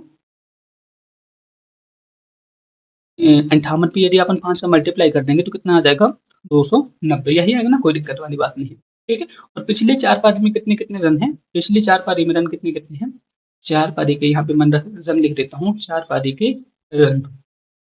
ठीक है, तो 4 पारी के यहाँ पे रन कितने कितने आ जाएंगे, 42 है, इसके बाद 56 है, इसके बाद 72 है, इसके बाद 40 है। तो जब आप इसे जोड़ेंगे तो कितना आ जाएगा, 210 आ जाएगा।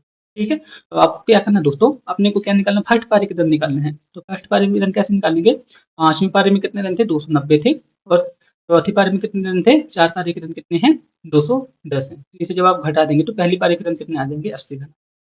ऑप्शन डी यहाँ पे इसका करेक्ट आंसर रहेगा। इजी क्वेश्चन था, आपने कई बार सॉल्व भी किया होगा। नेक्स्ट क्वेश्चन है, एक कक्षा में 4 लड़के के औसत भार कितना है, 50 किलोग्राम है, और 4 लड़कियों का औसत भार कितना है, 40 किलोग्राम है। तो 8 विद्यार्थियों का औसत भार कितना होगा, अपने को ये ज्ञात करना है। ठीक है, तो यहाँ पे 4 लड़कों का औसत भार कितना है, 50 है, तो कुल भार कितना हो जाएगा, 4 इंटू 50। इसी तरह से यहाँ पे 4 लड़कियों का औसत भार कितना है, 40 है, तो 4 लड़कियों का कुल भार कितना आ जाएगा, 4 इंटू 40 आ जाएगा। इसके बाद लड़कों की संख्या कितनी हो गई, यानी कि लड़की कितने हैं, यहाँ पे 4 हैं और लड़कियां यहाँ पे 4 हैं। तो 4 + 4 यहाँ पे 8 विद्यार्थी हो। ठीक है, इतना आप सभी लोग समझ आ गया ना। तो यहाँ पे कितना आ जाएगा दोस्तों, यहाँ पे 200 आ गया, और यहाँ पे 160 आ गया, और यहाँ पे 8 तो लिखा ही है। तो यहाँ पे कितना आ जाएगा दोस्तों, 308/8। ठीक है, 360/8 ये आ गया। ठीक है, जब आप इसे सॉल्व करेंगे तो यहाँ पे कितना आ जाएगा दोस्तों, 45 किलोग्राम यहाँ पे इसका करेक्ट आंसर देगा। ठीक है, ऑप्शन बी यहाँ पे इसका करेक्ट आंसर। समझ तो आ गया ना, कोई दिक्कत वाली बात नहीं है। नेक्स्ट क्वेश्चन है, यहाँ पे क्या बोला गया है, यदि दो धनात्मक संख्याओं का गुणनफल 9:11 है तो उनका गुणनफल 6336 है, तो छोटी संख्या क्या होगी, अपने को ये निकालना है। ठीक है, तो अपन मान लेते हैं पहली संख्या क्या है दोस्तों, यहाँ पे अपन फर्स्ट संख्या मान लेते हैं 9x है, सेकंड संख्या अपन यहाँ पे मान लेते हैं 11x है। ठीक है, अब क्वेश्चन पे क्या बोला, इनका गुणनफल है, तो यहाँ पे 9x इंटू 11x बराबर यहाँ पे कितना है, 6336 है। तो यहाँ पे कितना आ जाएगा दोस्तों, 99x², और यहाँ पे कितना आ जाएगा, 6336, ये आ जाएगा। यहाँ पे एक्स स्क्वायर की वैल्यू कितनी आ जाएगी दोस्तों, यहाँ पे एक्स स्क्वायर की वैल्यू आ जाएगी 64। एक्स की वैल्यू कितनी आ रही है दोस्तों, यहाँ पे एक्स की वैल्यू आ गई 8। ठीक है, तो यहाँ पे दो संख्या दी गई, तो दो संख्या में सबसे छोटी संख्या तो 9x है। यहाँ पे पहला 9 इंटू 8, यहाँ पे कितना आ जाएगा दोस्तों, 72, यहाँ पे इसका करेक्ट आंसर। ठीक है, ऑप्शन तो यहाँ पे इसका करेक्ट आंसर। और दूसरी संख्या कितनी आ जाएगी दोस्तों, 11 इंटू 8 बराबर 88। ठीक है, तो आप सभी लोग को ये तो समझ आ गया ना, कोई दिक्कत वाली बात हो तो आप मेरे से फिर से पूछ सकते हैं। बहुत ही क्वेश्चन। नेक्स्ट क्वेश्चन है, यदि चार संख्याएं 39, 117, 17 और यहाँ पे y समानुपात में है। तो अपने को ये बताना है कि y की वैल्यू कितनी होगी। तो यहाँ पे 39 अनुपात 117, यहाँ पे समानुपात बोला है ना 17 और यहाँ पे y आ गया। ठीक है, तो यहाँ पे कितना आ जाएगा 39 और यहाँ पे 117 आ गया, यहाँ पे आ जाएगा 17, वही आ गया। तो 39 से कम 39, 39 किया 117, तो y की वैल्यू यहाँ पे कितनी आ जाएगी दोस्तों, y की वैल्यू आ जाएगी 17 ठीक है, तो ऑप्शन बी यहाँ पे इसका करेक्ट आंसर रहेगा। इसी क्वेश्चन था। नेक्स्ट क्वेश्चन है, यहाँ पे क्या बोला गया है दोस्तों, अपने को वाई एक्स का कितना प्रतिशत है अपने को ये ज्ञात करना है। ठीक है, तो चलिए इस क्वेश्चन को भी सॉल्व कर लेते हैं। तो सबसे पहले यहाँ पे क्या करते हैं, एक्स, ठीक है, सबसे पहले इसे यहाँ पे भी सॉल्व कर लेते हैं। तो प्रतिशत से प्रतिशत ये कट गया, ठीक है, 0 से 0 ये कट गया, ये 0 से 0 ये कट गया। अब 3 का यहाँ पे मल्टीप्लाई कर देते हैं, तो यहाँ पे कितना आ जाएगा दोस्तों, यहाँ पे आ जाएगा 3x माइनस 3y और 2 का यहाँ पे मल्टीप्लाई करा देंगे, तो यहाँ पे कितना आ जाएगा दोस्तों, 2 को यहाँ पे मल्टीप्लाई कराएंगे, यहाँ पे 2x प्लस 2y ये आ गया, कोई दिक्कत वाली बात नहीं है। अब इसका अपन पक्षांतर करेंगे, तो 3x 2 माइनस 2x बराबर 2y प्लस 3y ये आ गया। तो यहाँ पे x बराबर 5y आ गया। ठीक है, यहाँ पे अपन लिख सकते हैं x अपॉन y बराबर 5:1। क्वेश्चन पे क्या बोला है, y x का कितना प्रतिशत है, y x का कितना प्रतिशत अपने को ये करना है। ठीक है, तो y यहाँ पे y की वैल्यू यहाँ पे कितनी है, 1 है। ठीक है, किससे बोला है, x से बोला है, तो x की वैल्यू यहाँ पे 5 है और यहाँ पे मैंने सॉल्व कर दिया। यहाँ पे 20% यहाँ पे इसका करेक्ट आंसर। आप सभी लोग को समझ तो आ गया ना। ठीक है, जो भी डाउट हो आप मुझसे फिर से पूछ सकते हैं, इस तरह से आप इसे सॉल्व कर सकते हैं। ठीक है दोस्तों, तो दोस्तों यहाँ तक हमने 50 क्वेश्चन को अच्छी तरह से कंप्लीट कर लिया है। फिर भी आपके मन पे जो भी डाउट रह जाता है ना, आप मुझसे कमेंट बॉक्स में पूछ सकते हैं। दोस्तों यदि आप एनपीसीएल एग्जाम की तैयारी कर रहे हैं तो मैं आपको बता दूं, एनपीसीएल पे जो ऑपरेटर का एग्जाम होता है ना, उसके लिए कंप्लीट स्टडी मटेरियल मैं आपको सिर्फ 29 रुपये में प्रोवाइड करा रहा हूं। आप सब लोग देख सकते हैं दोस्तों, यहाँ पे मैं कंप्लीट नोट्स, पीडीएफ सब कुछ प्रोवाइड करा रहा हूँ, साथ ही साथ मॉडल पेपर के सोल्यूशन वगैरह सब कुछ प्रोवाइड करा रहा हूँ। आप सब लोग खुद देख सकते हैं, मैंने इन मॉडल पेपर को डिजाइन करने में बहुत मेहनत की थी। ठीक है, आप सब लोग इंटरेस्टेड हो तो सिर्फ 29 रुपये की हेल्प करके इन मॉडल पेपर को ले सकते हैं। दोस्तों आप सब लोग खुद देख सकते हैं मैं आपके एग्जाम की प्रिपरेशन करने के लिए किस तरह से मॉडल पेपर मैंने डिजाइन किए हैं। यहाँ पे दोस्तों मैं 10 प्रीलिमिनरी टेस्ट, 15 एडवांस टेस्ट और यहाँ पे PYQ, यदि इंटरेस्टेड हो तो आप इन मॉडल पेपर को ले सकते हैं। ये आपके एग्जाम के लिए बहुत ज़्यादा इंपॉर्टेंट होने वाले हैं।